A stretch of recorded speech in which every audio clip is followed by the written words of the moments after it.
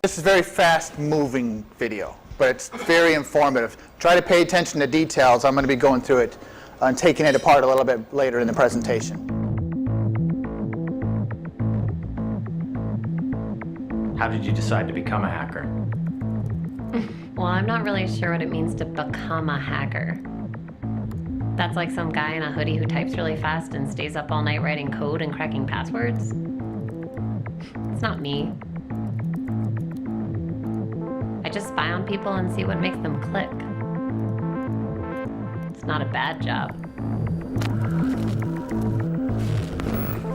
Mark Hanning, CEO of Qualicart, set to report earnings after their blockbuster IPO. So you consider this a job? I put a lot of work into this. I'm not lazy. It takes research to figure out the key players, learn all about them, their families, their friends, what they care about. You have to understand the company's organization. I get a lot of my information from the sales department because they're always so quick and eager. They're hungry. People trust too easily. They don't look at the details. I do.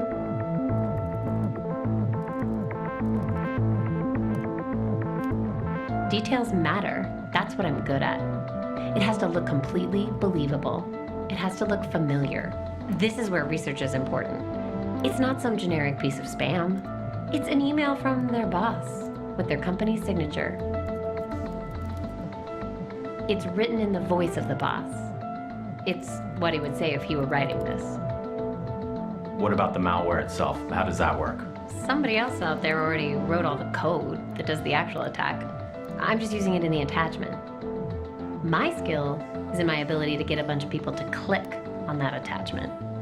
I always wonder what it's like when the whole thing unfolds on their end, when the panic sets in. Please leave your message after the beep.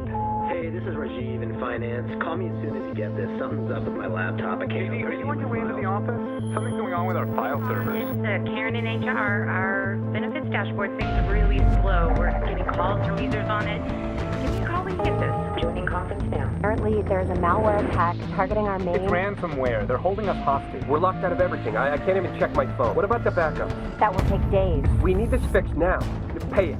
We don't have a choice. We're reporting earnings in 2 hours. But how do we know that they'll... Pay it. Put every single person on getting us back up and running. That's the only priority now. Okay, it's done. I have the decrypt key.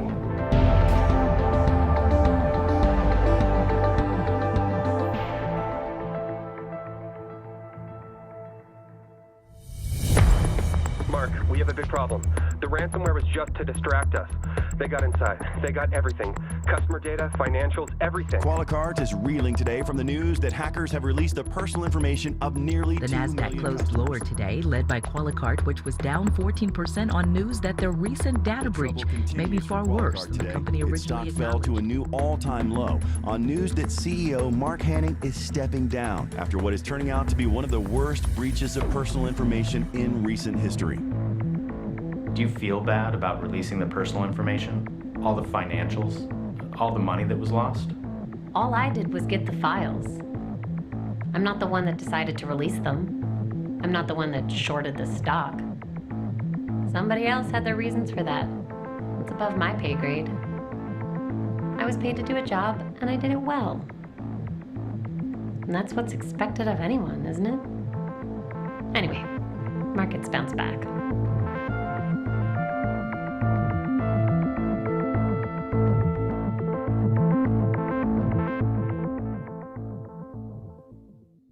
Now let's take apart that video. From the beginning, this company, Qualicart, by the way, Qualicart and the individuals mentioned are all fictitious. We'll take it apart here. So it doesn't mention why Qualicart was a target, and even the attacker didn't really give any, it doesn't matter to her, right? She was just hired to do the job, right? So for some reason, Qualicart was the target, and this Mark Hanning is the CEO of Qualicart. So she did a little easy research, did a lookup, and does anybody recognize the, that's probably really hard to see back there, but this SP in a search engine? Anybody know what that is? So flick over and show you here. Star Page, anybody heard of that? The world's most secure, at least claims to be the world's most private search engine. My only point in that was saying that she was trying to stay on the down low, right? She was trying to stay undetected with even her research and reconnaissance, didn't want anybody tracking her back. So she was trying to stay private. She finds Mark Hanning, confirms that in fact he is the CEO of Qualicart.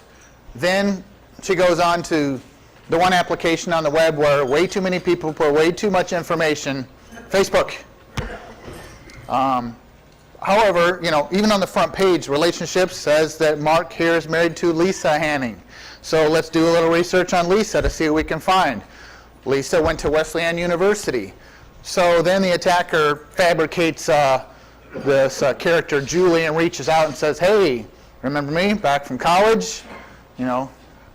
Tries to add herself as a friend with a friend request. Julie, or Lisa rather, says, well, I don't remember Julie, but she knew a lot of people in college, so she accepts the request. And after that, the hacker is looking through all of her personal photos of her kids, and I think that was probably the most disturbing part of the whole video is this attacker's looking through their personal life to try to gather clues as to how they can compromise this company. And also, there was a quick little blurb here. There was a press release where it was telling about Qualicart was making record earnings. So that was information she could keep as part of her attack. And she does a lookup on this this employment site. It's like employ.net. I think it's a British job site, LinkedIn sort of thing. And she was able to glean from that the other employees that work at Qualicart. And then went on to Qualicart's website, clicked on contact sales. There was a reason for this. Just reached out and fabricated some request to meet them for whatever reason. The sales department, of course, wants sales. So they reply back to Mario, this other fabricated individual, to say, yeah, we'd love to meet you. Okay? Included in his signature is, included in his email is his signature, which the attacker uses to just grab the signature and plug in a fictitious user, which we'll cover here in just a second, so that the signature looks legitimate. Before that step, but it made sense to go there first, she does a little search to see what domain names are similar in spelling to Qualicart, saw that Qualcart, just replacing the I with the L, was available, added the domain. You get a free email account with it, created an email, m.hanning@Qualcart, which is very close to m.hanning@Qualicart, and that's what she used back here to create that signature. Then she goes out to Malware R Us, downloads malware from the service, and they say, look at the bitcoins they're asking for, 100,000 bitcoins. So it's $12,000 a pop. That's a lot of money. That's a high ransom, right? Downloads the file. This is an exploit kit. Includes it in an email that looks legitimate out to the individuals that she gathered off of that employment site, a number of them. Attaches the forged signature. The attachment, it looks legitimate. It references the press release. Hey, good job on the earnings last quarter. Keep it up. Here are our plans in this attached PDF.